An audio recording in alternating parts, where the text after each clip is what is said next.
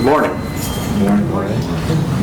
My name is Ben Lockwood. I'm the Vice President of Housing Visions, but you've already been told that.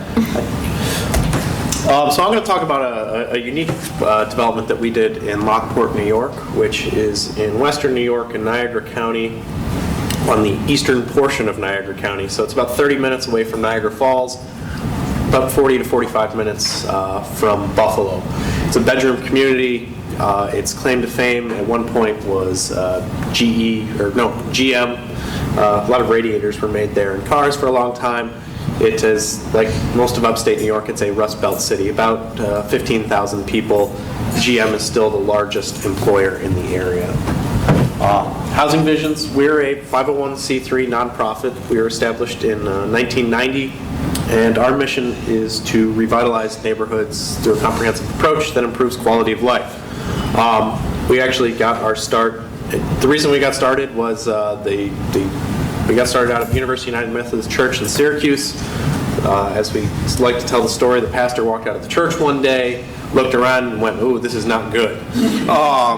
And that's really how we got our start, was to turn around one neighborhood in particular. And as a funny aside, and Sue Kimmel's in the room, at University United Methodist Church, not only was Housing Visions born, but another member and attendee of the church was Dave Bacon, who was the head and founder of 2+4, who is another major developer of affordable housing throughout New York State. So University United Methodist Church in Syracuse is the place to go for affordable housing. So that's really who we are. We have 9 elements that we go through anytime we look at a project. Really looking at a neighborhood anytime, is it too far gone? And quite frankly, some neighborhoods we look at are too far gone, and we have to say, can you show us your next neighborhood that makes a little more sense? Neighborhood involvement really is huge for our Lockport development. We were actually recruited by a neighborhood block group who did a Google for affordable housing and neighborhood revitalization and found us. And to think these opportunities they take time, and they Googled us for the first time in 2006. We finished this project last year.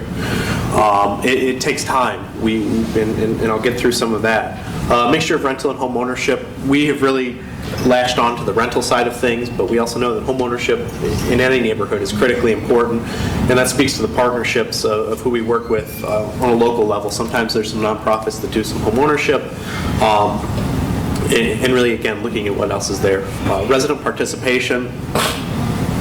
We like to make sure that once we build it, that we try and set up organizations that are going to address problems before they get to our property management, or they become issues with our property management, quality of life issues, disagreements, or even leisure activities, parties, things like that. Resident selection criteria. It's a little bit different on the supportive housing units, and that's working well with our provider, which I'll get into. And that's the one thing every community we go to asks. As soon as when you talk about affordable housing, there's going to be poor people here. What are you going to do? And so everything that we do a sex offender check, a credit check, a landlord reference. We do your current landlord, and then we do the really honest landlord, who's the landlord before, which we find very good. We do the credit check mostly to make sure that you can get utilities in your name. If you've got several $1,000s that you owe to your utility provider, you're probably not going to be able to get utilities turned on in your name. That's a big deal for us. Criminal background check to the extent that we can do. Those are a little iffy nowadays in how we get it. And then we do an in-person interview as well, which we find is very important. On the supportive housing world, we really depend on who our partner is and who's providing the referrals to us, because we know that a lot of those check marks can get a little hazy sometimes, and there's extenuating circumstances, and so areas we can't bend are sex offenders. That's one thing, and then you also have to income qualify, which normally is not a problem with the supportive housing population. Critical mass, and I'll get to that slide as well. We want to make sure that people drive down the street and they know what's going on. When we're working in a neighborhood, we go on a block-by-block basis. We want, and it works two ways. One, we want people to see the investment and know what's going on. Kind of atypical to a lot of early 70s and 80s HUD models of let's spread it as far and as thin as humanly possible and claim we serve the most people, and you drive down the street 10 years later and you have no idea where that money ever went or how it was spent. And then also from a critical mass design standpoint, for us, it's defending our own turf. If we know if we're the owner on the left and the right, then we've got pretty good defense of our own space. Complementary design, it doesn't cost a whole lot more to have a building that fits in. Quality construction, we're our own general contractor, so what our guys are building, we're going to maintain.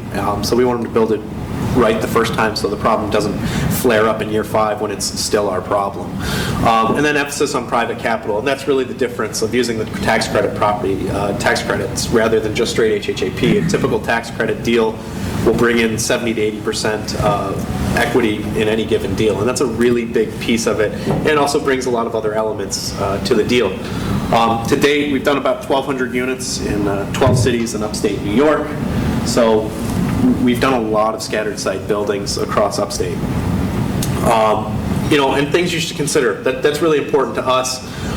Does supportive housing make sense? Do you know you're going to have a NIMBY issue? Do you have to build in that area? Sometimes the answer is yes, and sometimes you can find areas that aren't. Who are your partners? Pick your partners carefully. From the developer standpoint, when I go to supportive housing providers, what's your need? It's infinite. I need something a little more definite than that. And from the developer standpoint, we need to know when we build supportive housing units that the referrals are going to be there, that the services are going to be there, and that the people are going to be there. We ultimately, on the tax credit, which is run much more like a business side of things, we have to make sure that those units are filled and that rent is coming in. That's critically important, because if we don't have rent, we can't pay the bills, which makes our investor upset, which makes the state upset, and it just flows downhill. The managing agent, we have to be our own manager, but really you want to make sure that people are in for the long haul. We work with veterans, victims of domestic violence, mobility impairment, and they all come with their own unique challenges associated with it. So you really have to make sure that your managing agent knows that they may get some headaches along the way, but valuing the partnership, valuing the communication, that's really, really important, because things are going to arise from time to time, and ultimately there may be evictions, there may be non-payment, there may be problems, and so how can you get those done in an appropriate way? The service provider, this is critical for Brett's shop on the service provider. They want to make sure that the service provider is going to be there for the long haul, that the services aren't going to go away. And also from the owner and developer standpoint, if the service provider goes away, that really would leave us in the lurch in terms of how those units are going to be supported. And then again, talking about the market, it's really important to drill down what the need is and provide the appropriate need, the appropriate amount of units. And then who's driving the bus on the deal? From the developer owner, we tend to drive the bus on the deal. But again, it's important to listen to your partners. And if you're coming from the supportive services, if there's features that need to be in the units, you need to be vocal about it. You need to tell us what it is.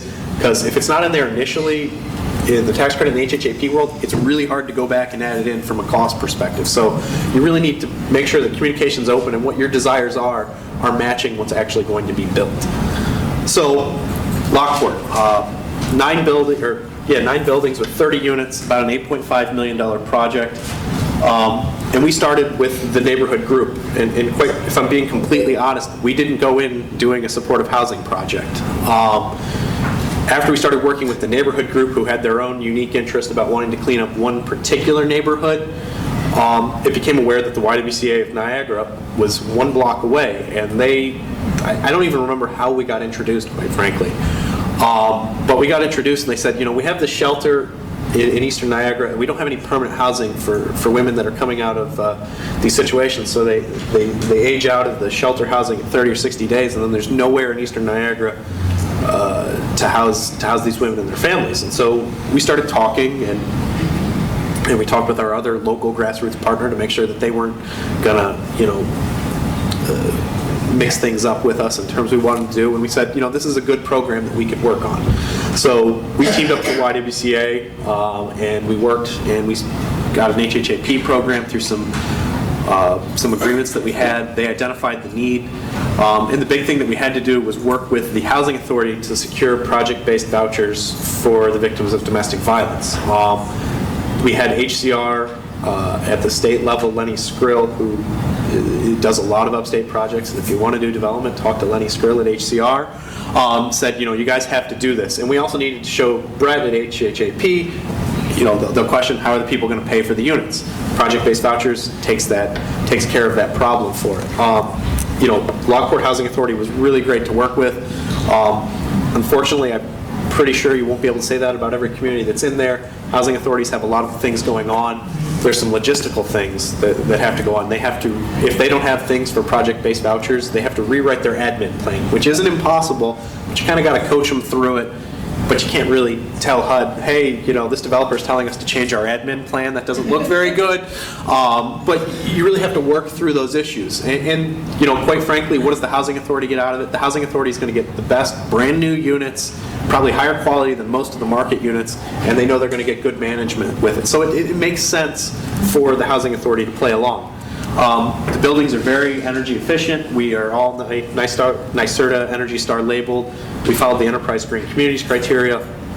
And really, the neighborhood group is what brought us to Lockport and identified the street that they wanted to work in. So here are the sources. So we went in for about $1 million on this one. And this one's funny. We have 9 supportive housing units, but only 8 of them are funded by Brett at HHAP. By adding the 9th unit, it actually put us into a special category with HCR funding, which then allowed us to become a supportive housing project because 30% of the units are. But these are tricky little scoring things as you go along that increase it. So we talked with the YWCA and the Housing Authority. So only 8 are HHAP units, but the 9th one still falls under. The YWCA still provides the services, still does everything they do, and there's no distinction in the housing. Quite frankly, theirs is just in another building that's blended in. So if you're looking at this site plan here, you can see kind of looking at the cross. This is Genesee Street in Lockport. Anything that's shaded in gray is actually our building sites.